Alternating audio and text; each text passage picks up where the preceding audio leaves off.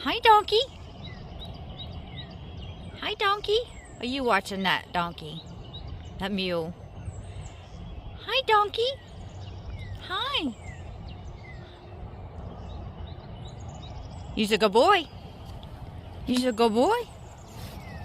You're a good boy, too. You're a good boy. You're a good boy. Yeah. You're a good boy. Donkey. You're a good boy. You're a good boy. You're a good boy.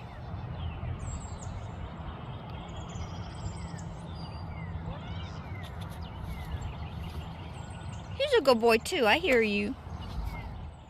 You're a good boy. You're a good boy. You're a good boy.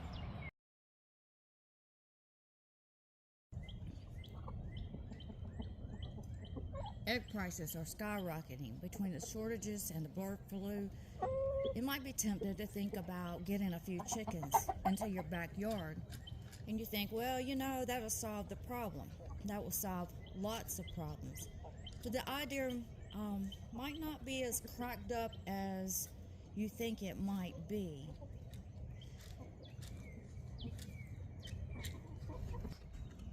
Keeping chickens is more complicated than just feeding them and just giving them scraps or whatever and collecting their eggs.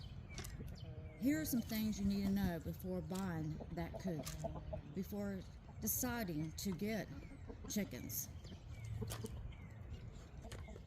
Depending on where you live at, chickens might not be allowed. Even if it is illegal, there might be specific rules or permits that you might have to apply for before bringing that chicken home. Now they got it to where they said you need a permit. But there's been people that went and applied for the permit and they came out and took their chickens. So there's a lot of things to think about before you get chickens. For example, keeping chickens, is it legal in your state? You got to think about that. Is it legal to have roosters? Some places you can have chickens, but you can't have roosters. So you apparently, in some places, can't keep the roosters because they say they're too noisy. Birds make noise. You can hear them in the distance, but everybody says that's beautiful noise. I guess it depends on how and where you was raised at. If you was raised with chickens, to me, it's beautiful noise because without them, it's pretty daggone quiet around here. So wherever you live, you need to make sure that you check with your local government regulations before purchasing, or just do it secretly. It's up to you. So another thing we have to consider is buying the right breeds. People get chickens, they don't even know what they're dealing with. These are American breasts, and then I have one Jersey Giants. And then I have some that got black spots on to them, and so they're American breasts and crossbred with Jersey Giants, which are very good egg layers. So the breed of chickens are they good egg layers? And you've got to consider what breed they are. These are good egg layers, and not all breeds may live well into your climate, so you have to consider your climate. So you need to make sure before you're buying chickens, is that the right breed for your area, for your trusted area around where you live at. Buying them from a breeder will also ensure your birds are healthy.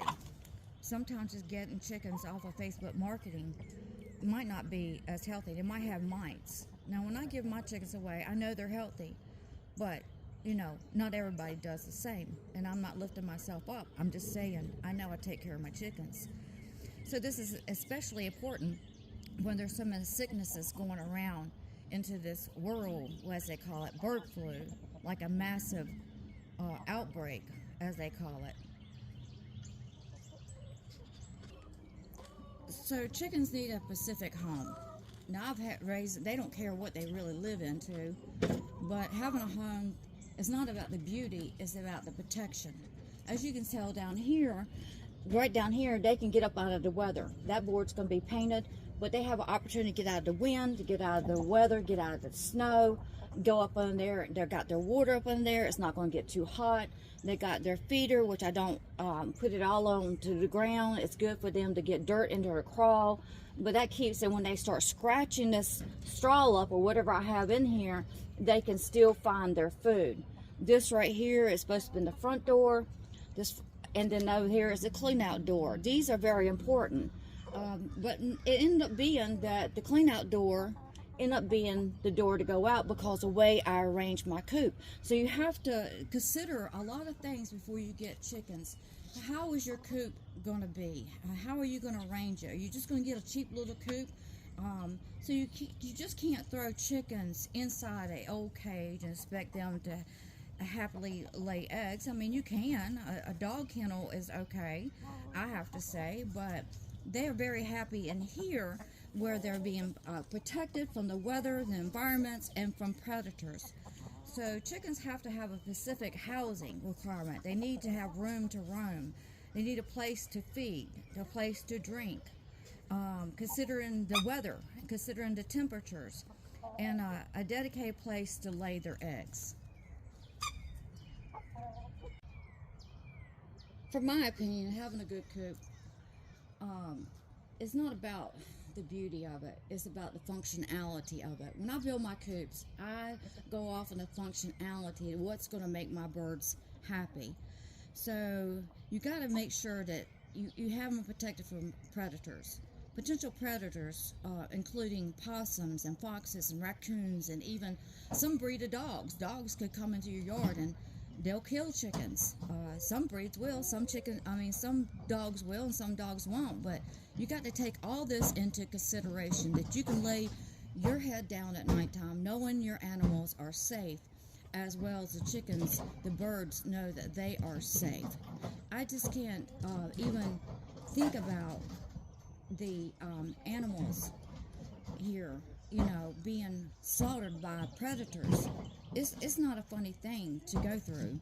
I've had one chicken into a big dog kennel to separate him, to keep him protected from the other rooster, and I forgot to shut it up one late evening because I had two grandkids into baseball, and I came in late, and I'm going to end up I'm thinking about putting automatic door openers, but then I got to consider, are they going to close when they need to close? But I had him separated, and I usually are out here early in the morning, and that morning I was canning sweet potatoes, and so it produced me to come outside later, and because I forgot to shut him up, a predator got him, and it was a sad day for me. It took me a little bit to get over it because he was going to be my breeder, but mainly because, I did not protect him. I felt like I failed him, even though it was an accident. The fact of it is, what terror he must have went through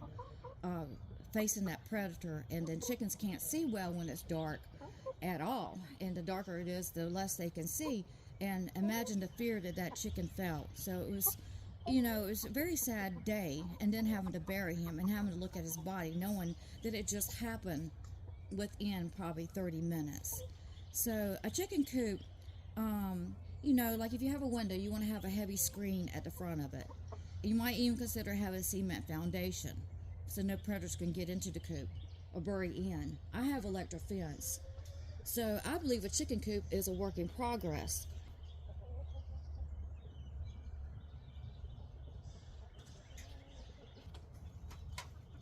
So this window here it's got a hardware wire over it, and the window's turned upside down. So the airflow will be coming from the top, and the bottom part is got glass. Even though my coop is 3 feet plus off the ground, this window is giving me another over probably about 18 inches.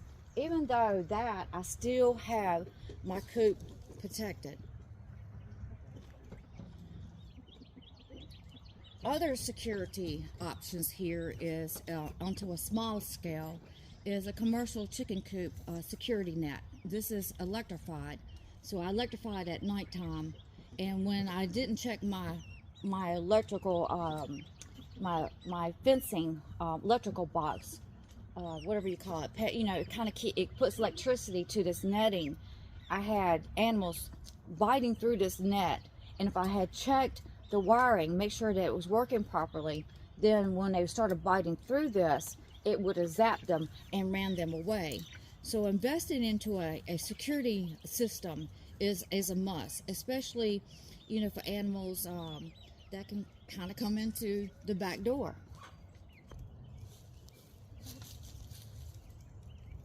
And so this is what I call the back door. This is where a predator had bit through the fence, and I got another area.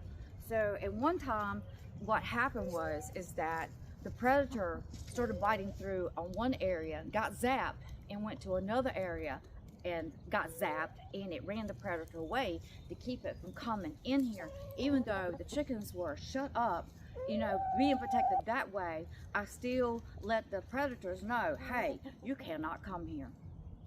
So we've got to make sure that we have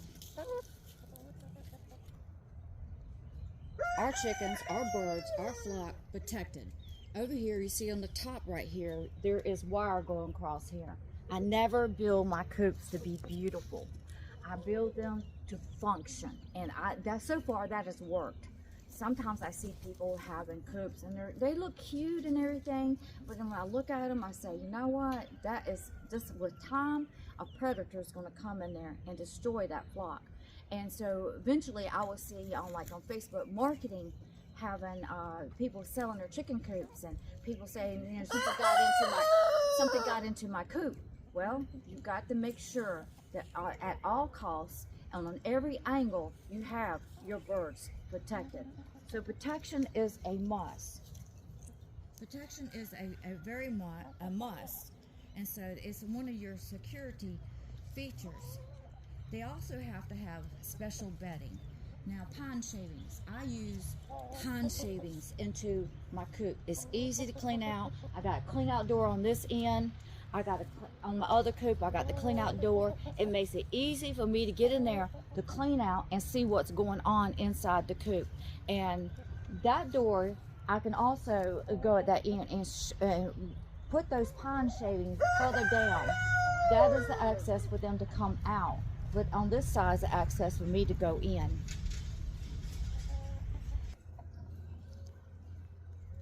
I've tried to use pine straw, but mice will stick more to that pine straw than they will the pine shavings. Pine straw, it's good for, I like to put it on the ground. It's great. They get to scratch into it. It gives them a cushion off that ground. It also, when it's raining, it's muddy, it gives them a place to not be sloshing around into mud and protects them. So I don't put it into my coop. Usually I will use pine shavings, but there also needs to be a special food for them. Chickens just cannot eat scraps. They got to have more than that. They got to have protein. They got to have vitamins. They got to have a certain type of food. So usually I'll give them, I just don't feed them scratch, which has a variety of stuff into it. I like to give them whole corn. I might give them cracked corn, depends on the time of year, especially for the winter, because that's going to keep them, that corn has a tendency to boost up their body heat to help protect them and give them warmth into the winter times. And there's times that my chickens crave that. And then I also give them lay and mash, which has lots of good nutrients into it that helps them. So I have a good egg production according to what I'm feeding them. So the food, the specific food, it needs to be fortified with minerals and proteins. And then also it helps them to have calcium into their body to produce eggshells. The eggshells are surrounding the egg that makes the egg harder. Some people go as much as buying crushed up oyster shells. I haven't done that. I just make sure that my food supply that I'm feeding them has all the manufactured blends that's needed for them to be into their body just as well as we do for ourselves. And so of course you still need to feed them. Of course you can feed them scraps. They love scraps. I always say the carnivores, I guess they'll eat meat, but you know, they can't just live off of scraps. So they love scraps. I mean, when I come out, and I fed them into the morning time, and then when I come out, they see me with a pot, or they see me with a bowl. These babies come running because they know they're going to get some scrap treats. They're going to get a treat, and they just absolutely love it. But you can't just feed them scraps. You got to give them food that's good for their body so they'll have a good egg production. So productivity comes from what you feed them. And so you got to realize they don't lay every day. So some people say, why do you have so many chickens? Now this is just some of them. But why you have so many chickens? Well, if you only have 2 or 3 chickens, they're not going to lay every day. You might get 1 egg that day, but you're feeding them.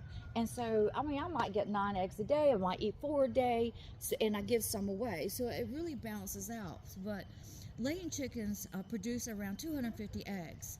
Now, the American Breast and the Jersey Giant, which is the black one, they are good egg layers. They're good production-wise, and that's why I switched my breed to them, because I can count on them laying eggs. I can count on them, the production that they're going to produce into their lifetime.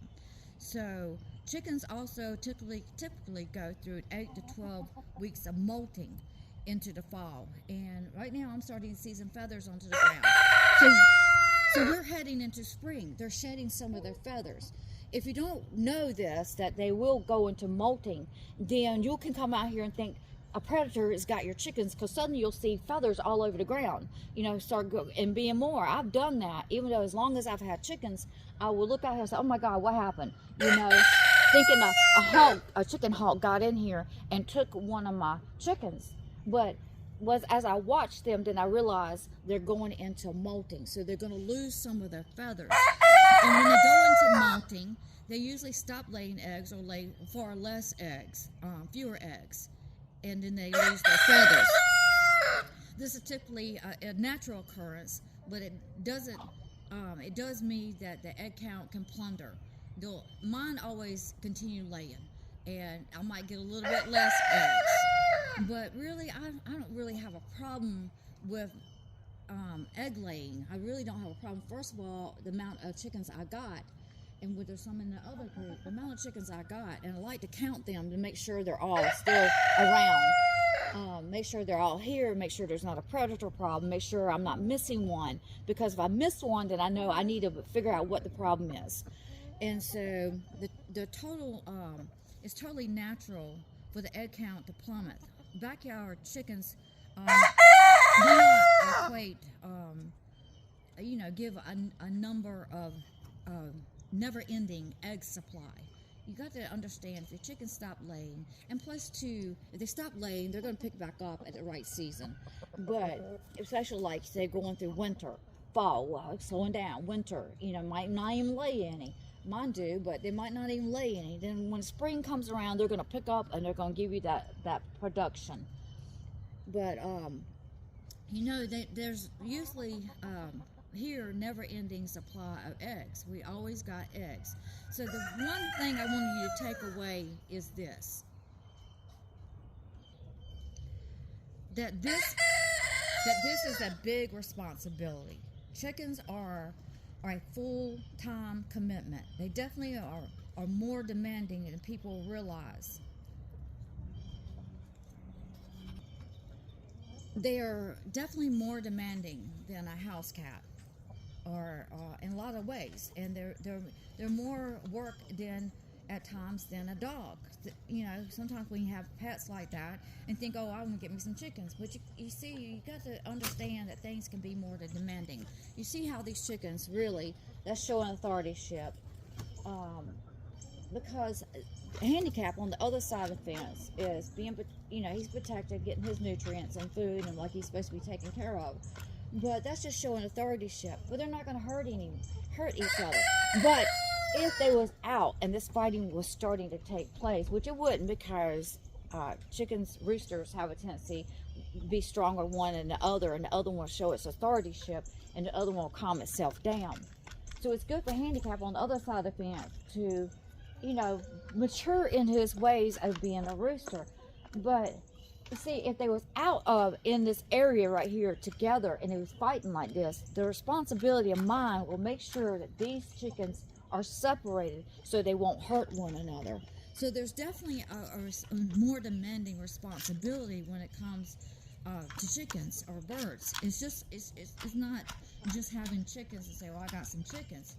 Is it worth the responsibility? It is worth the responsibility, in my opinion. But it's worth not the paying the egg prices at the grocery store. And what I'm saying is that You got more expense here. That's why people quit. They realize the responsibility, they realize the terror it takes, they realize the money they got to invest into it, and they say, I can buy eggs cheaper at the grocery store than this. And that is correct. But you're getting chemical type food at the grocery store. That's what's taking place.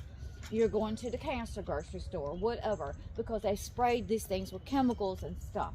These chickens lay healthy, good eggs, and it's super delicious. I cannot eat the grocery store eggs. I don't like the taste. I could tell the difference. These taste super rich. They're filled with vitamins. They're healthy for the body. So there is a responsibility, and to me it's worth the paying the price, considering I'm eating these eggs and I'm not eating something at the grocery store that I will call fake food. So only you can decide the question for yourself. You have to make the question for yourself. Am I going to have chickens, and am I going to take on this responsibility? Am I going to take on this responsibility? Especially when people are talking about the bird flu. Well, you know, when you're out there watching your coop every day and you're tending to them, you got your eyes onto them, you know what's taking place. You know if they're not feeling good, or if they're, you know if they're happy. You know what's taking place because you're taking on that responsibility for your own household. So, I love my chickens. I've got 3 roosters, a little baby coming up. And because of this breed right here, I am super happy with, because most of the time I could only have 1 rooster because they will fight. And I promise you, if Handicap was out, he's not physically able to fight like he thinks in his mind. But it's good for him to go through that, because that's his training ground to protect the flock that's been given to him. So I hope that you enjoyed this video. I hope that you have subscribed, and thank you for all the comments and the subscribing that has been taking place. I appreciate that so much. It's so wonderful, you know. So I just want to say thank you for taking your time to send me a message. Thank you for giving me the thumbs up. Thank you for just being there. You don't have to be there, but you are. And I'll see you on to the next video.